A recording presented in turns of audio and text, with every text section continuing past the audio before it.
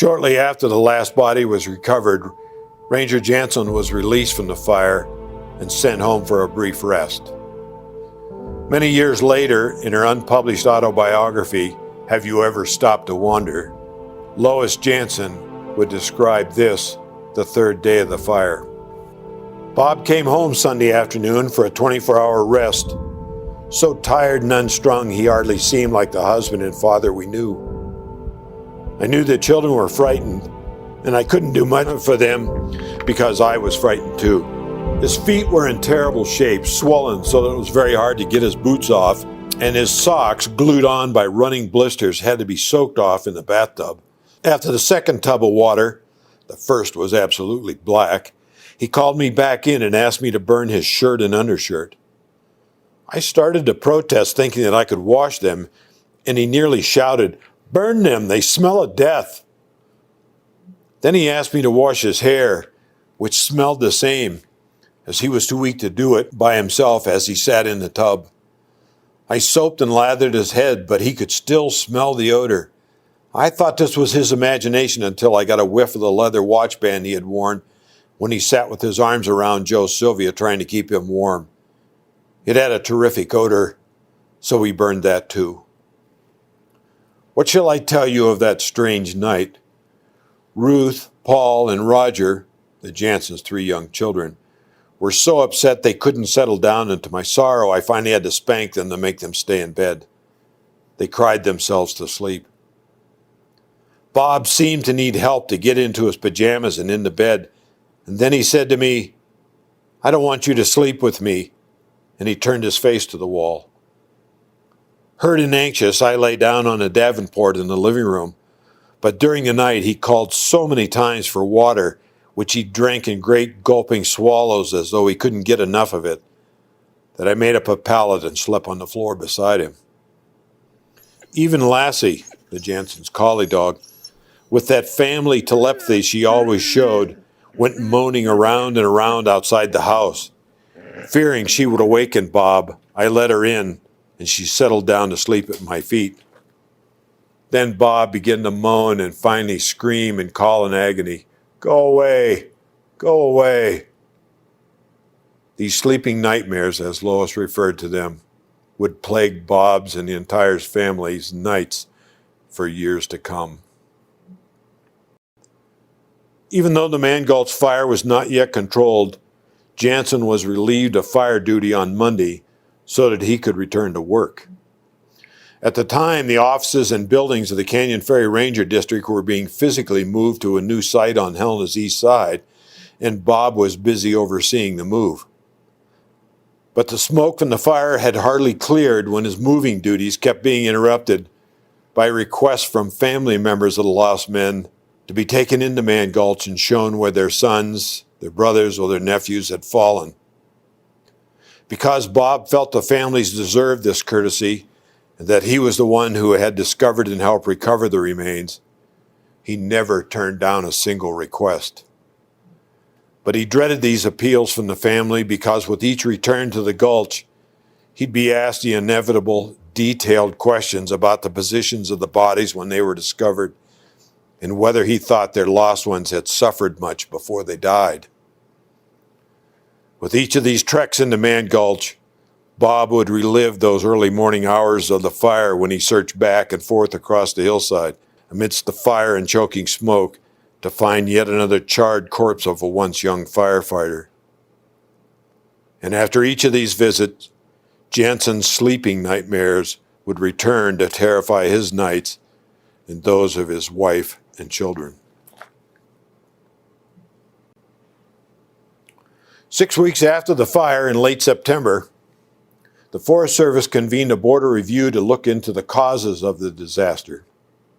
They flew to Helena and toured the fire scene with survivors Dodge, Sally, and Rumsey, and Jansson, his supervisor Moyer, and several other men involved in the incident. The board returned to Missoula, reviewed the written statements provided by the men, and then summoned them to Missoula to testify. In a controversial move, the Board of Review closed the proceedings to the general public and excluded the media. Ranger Jansson attended the review and provided his testimony, but only on the condition that he not be forced to face his interrogators. Bob gave his testimony sitting on a wooden chair with his back to the board. He answered every question they put to him. Within days of wrapping up the review, the board released their findings. Despite Jansson's earlier misgivings, no one on the board found fault with his handling of the fire or the rescue mission, and no one, including Jansson, Wag Dodge, or Earl Cooley, was blamed for the tragedy. When Bob read the Board of Review's report, it seemed to him that even the 13 dead smoke jumpers were exonerated. The regional forester at the time, Pete Hansen, maybe summed up the board's thinking best when he wrote, "There occur times when men's lives are at stake, when they alone must make a decision as to the course of action they select." Needless to say, the board's findings were not popular with the families of the victims or the media, which had been barred from the proceedings. The Board of Review did, however, issue a list of recommendations based upon their investigations. Among other things, they suggested that future smoke jumper and firefighter training place more emphasis on crew discipline and also fire behavior. But even after the fire had long been extinguished, the last of the funerals attended, and the Board of Review had issued its findings, the tragedy of the Mann Gulch Fire continued for Bob Jansson and indirectly his family. The fire claimed its 14th victim in November of 1949. Winter had yet to lay its heavy hand across the forest and meadows of the Canyon Ferry Ranger District when in early November, Jansson received a series of telephone calls from pioneer fire researcher Harry T. Gisborne in Missoula. Gisborne was an old acquaintance of Jansson's, working for the Forest Service's regional headquarters. Gisborne was fascinated by what he'd heard about the fire's blow-up and wanted Bob to guide him into Mann Gulch so he could see firsthand if there was any evidence to support his theories about what might have caused the fire to behave as it did and ultimately trap the 13 smoke jumpers. However, Jansson was well aware of Gisborne's history of heart problems, and he was reluctant to be involved in any plan that involved walking Gisborne into such rugged, steep terrain. But Harry was insistent, and even though Bob sent him maps and photographs and various reports of the fire, Gisborne persisted in his request to be taken into Mann Gulch. So on November 9th, he and Jansson ended up walking into the gulch. Keenly aware of Harry's heart condition, Jansson would hike with Harry for short distances, then set him down on a pretense of discussing some facet of the fire. And then they'd get up and hike some more. They continued in this fashion most of the day. Gisborne was in his element. But finally, late in the afternoon, Jansson pointed out that it was getting late and time to start back to their parked vehicle. Harry resisted leaving at first, but finally let Bob guide him out of the gulch. They were just short of the parked vehicle and picking their way across a steep talus slope running down to the Missouri River when Harry suggested they sit down and take another short break. They had just sat down on the edge of a game trail they were following when Gisborne suddenly stood up and then just as quickly collapsed with what would be a fatal heart attack. There was little Jansson could do for Gisborne except loosen Harry's necktie and then wedge some rocks beneath Harry's body to keep it from rolling down the slope into the water below. But not certain Gisborne was dead or alive, Jansson dashed back to the vehicle and started for help. He hadn't driven far when he encountered a ranch hand from a local ranch. Bob quickly advised the man of his situation and asked him if he would go for help, telling the man that he would go back and wait with Gisborne. But as sometimes happens in emergency situations, the ranch hand became confused and sent the sheriff and his rescue party to the wrong drainage. Ranger Jansson, upon returning to Harry's body, determined Gisborne was in fact dead. He covered Harry's corpse with his own jacket, and Bob sat beside the body, waiting for the rescue party in a cold, drizzling rain until well after dark and the arrival of the sheriff and his men.